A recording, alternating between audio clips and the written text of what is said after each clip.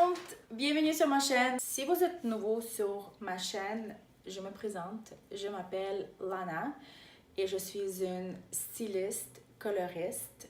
J'ai 10 conseils pour vous que vous devriez faire si jamais vous avez un cheveu qui ne pousse pas, un cheveu qui est brûlé, un cheveu qui est cassant ou un cheveu qui est déshydraté ou sec. Conseil numéro 1, c'est la coupe.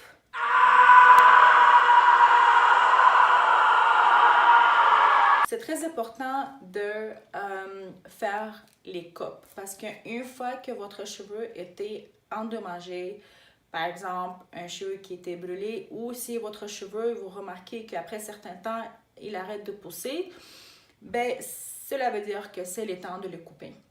J'ai des clients qui ne coupent jamais leurs cheveux et ils restent toujours avec la même longueur parce que ça pousse à la racine, mais ça casse dans les pointes et c'est un signe qu'il faut les couper. Si vous avez un cheveu qui sont brûlés, la seule moyen, c'est de faire un coupe parce qu'il n'y a aucun produit sur le marché qui peut réparer ça puis faire en sorte que votre cheveu va revenir comme un cheveu normal, comme un cheveu en santé. C'est impossible. Un cheveu brûlé, malheureusement, il faut le couper. C'est la seule moyen. Alors, mon conseil, c'est vraiment de commencer par au moins couper les pointes. Et en coupant les pointes, vous allez renforcer votre cheveu qui va faire en sorte qu'ils vont recommencer à pousser. Faites-moi confiance, si vous coupez juste ça, vous n'allez même pas remarquer que vous avez fait une coupe, mais vos cheveux vont le sentir. Conseil numéro 2. Qu'est-ce que je peux vous donner comme conseil? C'est très important de faire vos traitements pour les cheveux dans les salons. Parce que les traitements que vous faites à la maison, comme par exemple les masques, c'est pas assez efficace. En fait, oui, c'est efficace. Oui, c'est bien. Il faut faire les masques à la maison. Mais les traitements dans les salons sont beaucoup plus en profondeur. Et faites attention parce que j'ai déjà travaillé dans les salons où ils faisaient les traitements, mais finalement, c'était les masques que la cliente pouvait faire à la maison. Fait qu'on ne parle pas de ça, on parle des traitements que vous pouvez faire uniquement dans les salons. Par exemple, il existe des traitements Botox, les traitements nanoplastie, les traitements à la kératine aussi. Ce sont les traitements qui vont traiter votre cheveu en profondeur à l'intérieur et ça va durer plus longtemps. Par exemple, 2 mois, 3 mois. La kératine, je sais qu'il peut durer jusqu'à 6 mois et plus. Ça dépend des cheveux. Fait que mon conseil numéro 2, c'est de faire les traitements au salon. Mon conseil numéro 3, c'est le traitement. En fait, c'est un autre service que vous pouvez faire uniquement dans le salon. C'est le traitement Olaplex. Et donc ici, je veux expliquer quelque chose. Olaplex que vous demandez dans les salons pour faire votre blond, c'est pas la seule moyen d'utiliser Olaplex. On peut faire le traitement Olaplex au salon. Le traitement Olaplex, vous pouvez le faire même une fois par mois dans le salon. C'est un traitement qui se fasse uniquement dans le salon par un professionnel. Et même si vous faites les traitements Botox ou nanoplastie, vous pouvez faire votre traitement nanoplastie, titanoplastie, puis un mois après, vous pouvez faire le traitement Olaplex. Vous pouvez combiner les traitements, il n'y a pas de problème avec ça. Le traitement Olaplex, il va reconstruire les ponts brisés à l'intérieur et tous les traitements comme Botox, nanoplastie, kéranoplastie, kératine, ce sont les traitements qui vont travailler plus avec l'hydratation de votre cheveu. Fait que les deux traitements, vous pouvez les combiner, vous pouvez le faire un après l'autre. C'est sûr qu'avec un espace entre les deux. Vous ne pouvez pas le faire tout dans la même journée. Fait que oui, vous pouvez faire votre traitement Botox, puis vous pouvez faire votre traitement Olaplex. Mon conseil numéro 4. Olaplex numéro 3. Alors, si vous faites le traitement Olaplex dans le salon, une fois par mois, à la maison, vous apportez avec vous Olaplex numéro 3 et vous le faites une fois par semaine. Vous le faites sur un cheveu mouillé avant de faire un shampoing. Alors, vous l'appliquez sur votre cheveu, vous laissez agir 10 minutes ou plus. Par la suite, vous le rincez et vous continuez avec votre shampoing et votre revitalisant ou une masque. Mon conseil numéro 5,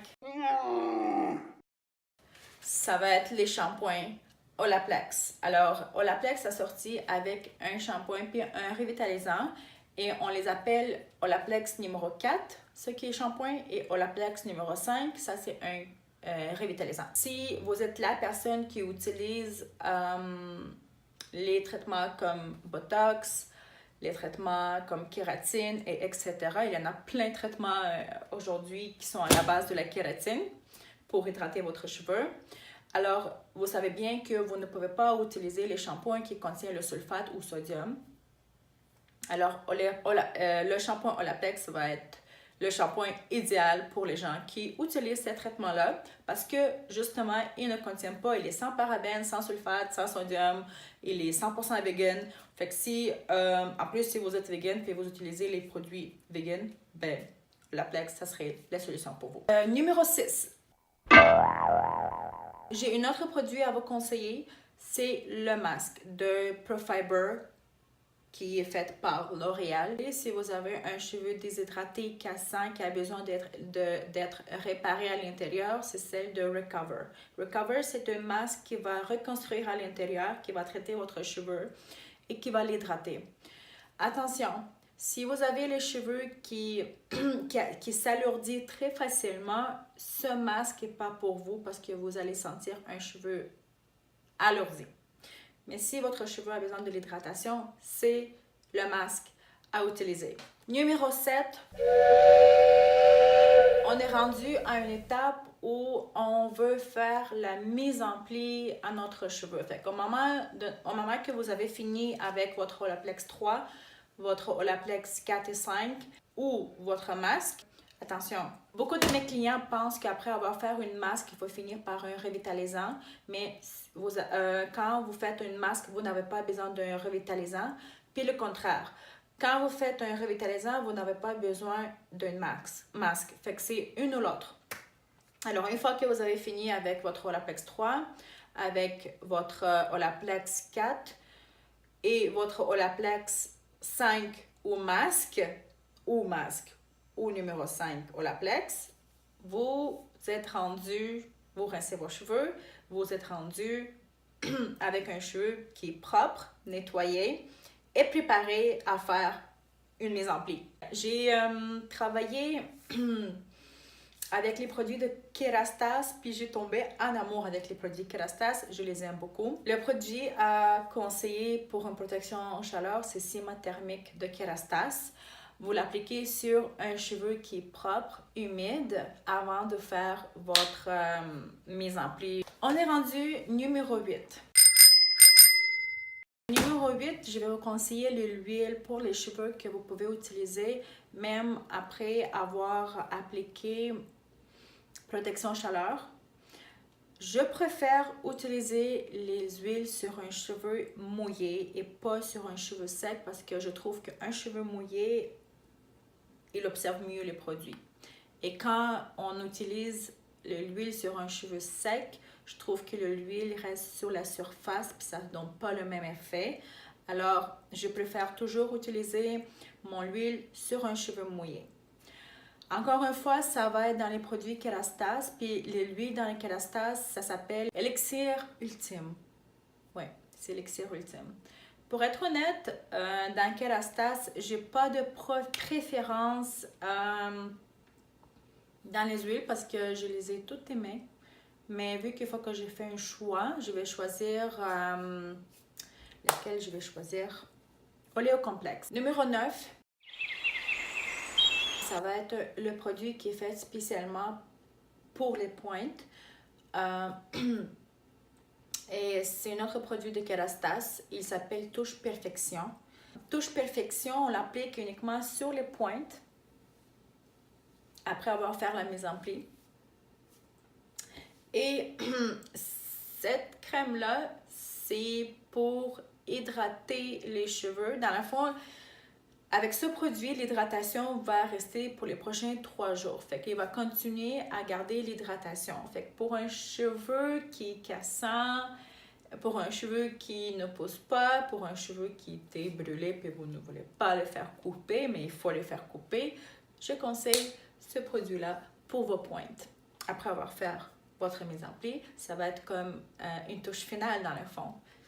Vous allez finir avec touche perfection.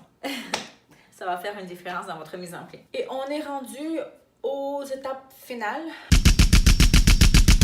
C'est d'arrêter le fer plat ou arrêter d'utiliser le fer plat à 450 degrés. C'est très chaud. Diminuer votre chaleur ou arrêter votre fer plat. Utilisez seulement votre séchoir. Le séchoir, c'est beaucoup mieux qu'un fer à friser ou fer plat, n'importe quel fer. Les étapes que j'ai mentionnées aujourd'hui, de les bien traiter, d'utiliser des bons produits, des bons shampoings, des bonnes huiles, des bonnes crèmes et les traitements dans les salons, vous n'aurez plus vraiment besoin d'un fer plat parce que votre cheveu à l'intérieur et à l'extérieur va être tellement bien hydraté que juste un séchoir, ça va être assez pour votre cheveu. Il faut juste choisir une bonne brosse puis une bonne séchoir pour faire bien votre mise en pli. Puis à un moment donné que vous allez arrêter votre fer plat, c'est là que vous allez ressentir votre cheveu en bon état. Et voilà, c'est terminé pour aujourd'hui. J'espère que cette vidéo était utile pour vous. Dites-moi si vous avez déjà utilisé les produits mentionnés dans mon vidéo, qu'est-ce que vous en pensez? J'aimerais savoir si vous avez des produits à me conseiller. Laissez-moi ça en commentaire. J'aimerais savoir qu'est-ce que vous utilisez à la maison et si ça marche.